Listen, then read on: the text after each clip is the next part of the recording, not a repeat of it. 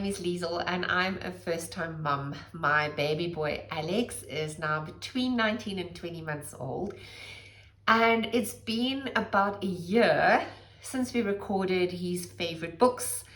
And while some of these are still complete favorites, I thought it is a great idea to update you on the books that Alex enjoys right this minute. A book that we featured in the first series is the Lift the Flap First 100 Words book. Alex has become really handy, and so he does need quite a bit of supervision with Lift the Flap books. And this one is currently being held together with more sticky tape than what it is paper. But he still loves this book. He is now using this as well as a language activity where he is able to name quite a number of the items which are on the pages. And I do see that this book is still going to be lasting us for quite a long time. So if you do want to make an investment, if your baby is still quite young and you want a book that's going to last you for years to come, I would certainly recommend one of these books because it is just amazing with all the various different items that it covers. And we are currently working on things like opposites, and this book just helps with something like that as well. Alex has developed a very keen interest in music. I don't think he's got much of a choice with all the musical instruments that are in the house. But the Hello World series, we have quite a few books in this specific series. The music one is definitely his favorite. He is able to go through all the different instruments. He imitates the sounds that they make. Alex also attended some music classes whilst before he started school. And so because of that, he has been exposed to this. He's got a little bag of musical instruments, and he is able to then match the musical instrument that he's got to the picture. And then he actually uses the musical instrument to make the sound as well.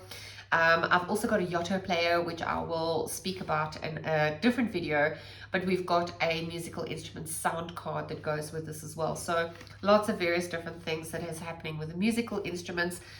In this series, we have the planet Earth one, we've got reptiles, we have the solar system, the weather, the mind, body. And every time we look at the back, Alex points to the pets one. So that one is on a list to order now for his birthday or for Christmas, so that he's got another one that will actually come in this series as well. The Usborne series is amazing. It often takes very difficult subjects and it makes it really accessible to children. Alex has become really interested in potty training and items around that. So the Where Does Poo Go has created endless amount of information. It covers both what the plumbing looks like in your house and what happens after the plumbing leaves your house, and then also has various different animals. And I have to say I learn quite a lot from these books as well. We have quite a number in this series as well.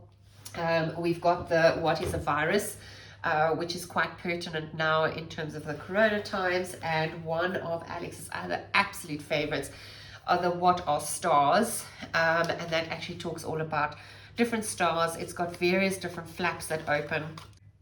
The books impart quite a bit of knowledge, and it really has some amazing information about different stars in the books as well. So all of these Usborne books, I have to say, unfortunately, they see me coming, because if I see it, I just feel like I have to buy them. They're really brilliant little books with lots of information. Alex is absolutely obsessed with balls. He absolutely adores a ball. If you need to distract him with anything, a ball is the way to do it. So this book, When I Grow Up, this one speaks about sports heroes. It features some sports stars in various different sports, and tells a tiny little story about who they are, what makes them great, and gives some personal information about them within a picture of the person partaking in their specific sport. Alex absolutely this is literally a book that he will take off his shelf every single day for us to read and to go through. He will point out all the different balls, and he has, funnily enough, now as the Olympics are on, even though we don't watch television, we don't have the Olympics playing, he has picked up on Simone Biles, and he really enjoys the this picture here with her being upside down, and he is trying to imitate this at this stage, much to my nervous conditions. But absolutely loves this book. And there is another one in here that we also have called Great Leaders, which he hasn't quite gotten into as yet, because we don't seem to have lots of leaders playing with balls, and maybe that would be something to suggest to our politicians and leaders. The Campbell series is one that I stumbled on quite accidentally. The first book we bought was on artists, so it usually each book has got 4 different people that they feature, and they give you a little bit of information about them.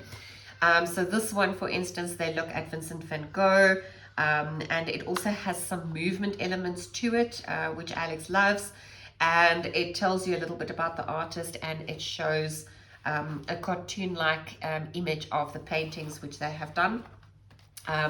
And this is also one that Alex is taking off his shelf every single day that we actually need to read.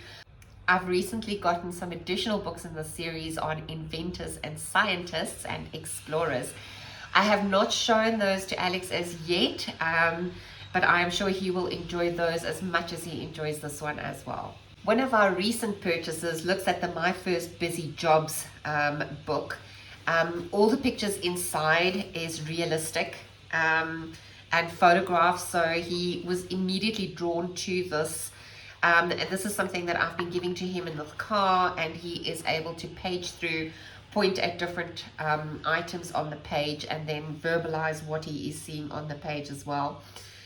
So this has just been a new addition, which has really helped Alex develop those language skills. Like any toddler, Alex has also started exploring emotions and what those emotions mean. This book, my book of feelings, is amazing. This is also one that we have in the car for him. I thought that the sturdy pages will help with keeping the book intact. It also has these spinners, which keeps him busy as well. So he will often just sit for the entire car journey and look through this book.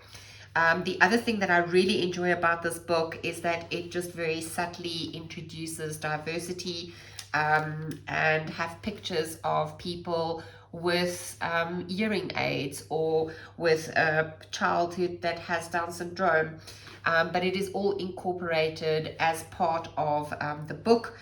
So a very subtle way of just pointing out differences. Alex has noticed the hearing aid, so he was pointing at that, and we were able to talk about that, to say the little boy's ears needed help, to be able to hear better. So this book is a great one, I think, just looking at how do different elements in the environment make you feel, and something that allows us to talk about various different things as well. So I'm actually Afrikaans, but for some reason when Alex was born, I just started speaking English to him. We do speak English in the home as well, so he has been exposed to English predominantly. I would love for him to be bilingual and to be exposed to different languages as well. And the best way that I could think about doing that was through books. So we don't have a lot of Afrikaans books, but this happens to also be one of Alex's favorite ones. He does get quiet when I read this to him.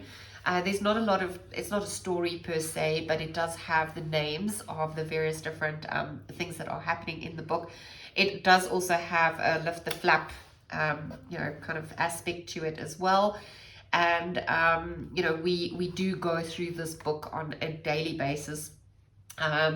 We also have one which is Op die Plaas, and that is one that he hasn't for some reason gravitated to as much as this one that is at the sea. So I'm hoping to augment his Afrikaans library so that we are able to add more Afrikaans books to the series as well. You'll remember from the first video that Harry McCleary was right up there in terms of storybooks and ones that Alex loved. We have managed to find quite a number of these books, and they have become a stock staple in our library. We have to read at least one Harry McCleary book every single day, if not more. At the moment, this one, Catwalk Caper, is Alex's favorite. And every time there's a section that repeats where the cat is stuck up in the tree, and the cat actually makes this really funny sound. So this is something where Alex has now started interacting.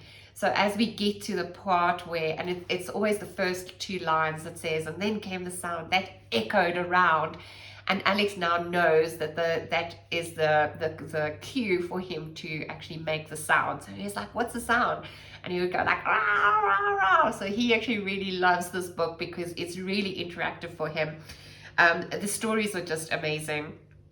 They do have some really advanced vocabulary, which is part of the stories as well, which I really enjoy because it kind of stretches my vocabulary skills as well. So Harry McCleary is still very much one of the top favorites that we have. And then we do have to end off with a classic. This is our goodnight book, and the book that we read before it lights out every single night. It is a classic, Goodnight Moon, and the illustrations, there's a tiny little mouse which are on all the spreads which are available. And Alex has started looking to find this mouse. So every time we get to one of these pages, he will actually look around to see where is the mouse. He also loves pointing out at the dolls and the elephant, the pictures on the walls. Also quite interactive, like when we get to the point of the goodnight clocks, he's always going tick tock, tick tock. And then with the old lady whispering hush, he's actually learned to do this as well. So he really likes this book, and it's just become part of our bedtime routine and one that we really enjoy as well. So as you can see, this bookcase is still full. There's actually way too many books out there. He's got a bookcase next to his bed as well, so that if he does wake up, he's able to read some books without waking us. We also have additional books which have been packed away for him, which we do rotate out.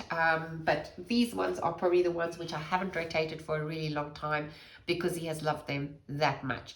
I hope this gives you some great ideas about the type of books that are available for young ones and that you will enjoy with your toddler as well.